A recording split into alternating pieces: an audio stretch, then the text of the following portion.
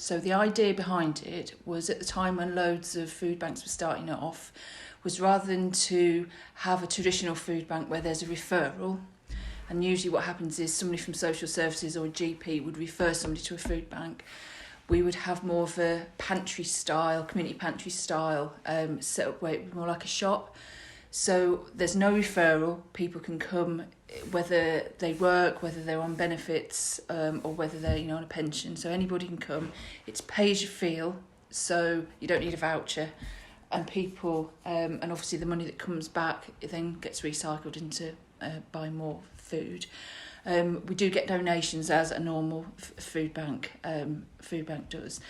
And the reason why we have 2 sessions, one on a Monday in the morning, but we've made a conscious decision to have one on a Thursday afternoon, because we were aware at the time that lots of people in the village were working poor. So essentially they go to work, but the hourly rate for the job is just not keeping them, keeping their families fed. So it was a conscious decision so that people could come to the pantry after work, and Thursdays is the busiest of the 2 sessions. So that's how it started about 18 months ago.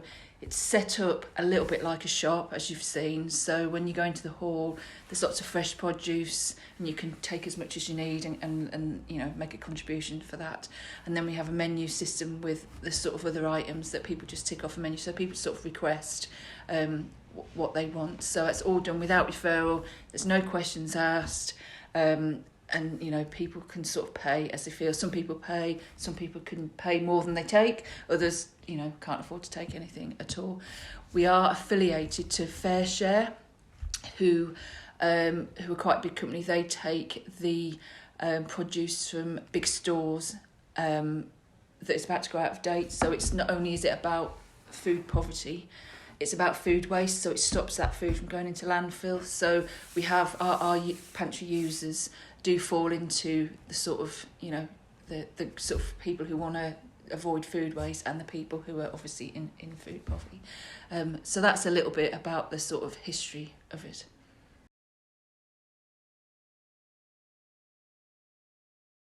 Definitely. I would say we have to do reporting, obviously, because we get grant funding. So our reporting shows that when we set it up, so it's about 15 months, something like that ago, we were getting 6 families come through to each sort of session. We're now getting between 30 and 35 families through.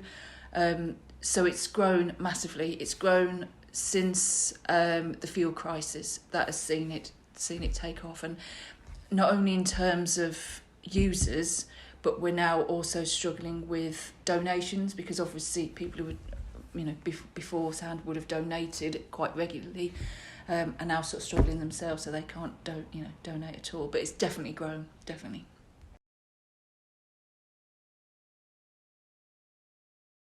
We've got some regulars now who come, and so there's less sort of stigma attached, but certainly when we started off there was stigma. People are quite angry that they're in that position, especially the people on Thursday who are coming home from doing quite a hard day at work, still not having enough money to feed the families and pay the bills. So there is a bit of anger, but certainly within the hall and within the pantry itself, the people have made friends. They come for a chat. They sort of come to socialise. So we have definitely built up a relationship with the community, I think, although I think there is still an element of shame to having to come, and quite a bit of anger as to why they're here. But once they're here, it's a good relationship, and it's a bit of camaraderie between the users and the volunteers. I mean, what we have got is we have some of our volunteers were once pantry users, so we've got people who, for whatever reason, needed help initially but have got themselves through that and now want to come back and help other people. So we do have a churn of people who were once pantry users and are now volunteers.